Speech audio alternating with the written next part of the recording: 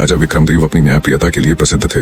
एक दिन एक वृद्ध साधु उनके दरबार में आया। साधु ने कहा, महाराज, मैंने 20 वर्षों की तपस्या से यह दिव्य रत्न प्राप्त किया है। इसे सुरक्षित रखने का भार अब आपको देता हूँ। राजा ने उस रत्न को स्वीकृत कर लिया। वह रत्न इतना चमकदार था कि दरबार में सभी की नजरें उस पर टिक गईं। राजा ने रत्न को अपने खजाने में रखने का आदेश दिया। उस रात राजा को एक स्वप्न आया। उसमें वही साधु दिखाई दिया और बोला, महाराज, मैंने जो रत्न आपको दिया वह एक श्राप से बंधा है। यदि उसका दुरुपयोग हुआ तो आपका पूरा राजवंश नष्ट हो जाएगा। सुबह राजा घबरा कर उठा और खजाने की ओर दौड़ा, परंतु जब वह खजाने में पहुंचा तो वह रत्न गायब था। राजा ने तुरंत अपने दरबारियों से पूछताछ की। तभी महामंत्री ने कहा, महाराज, हो सकता है साधु ही इसे लेने आया हो। वह साधारण साधु नहीं, कोई दिव्य शक्ति है। कुछ दिनों बाद राजा को खबर मिली कि पड़ोसी राज्य ने अचानक उनके राज्य पर आक्रमण कर दिया। राजा समझ गया कि यह सब साधु का श्राप था, लेकिन तभी एक चिट्ठी आई।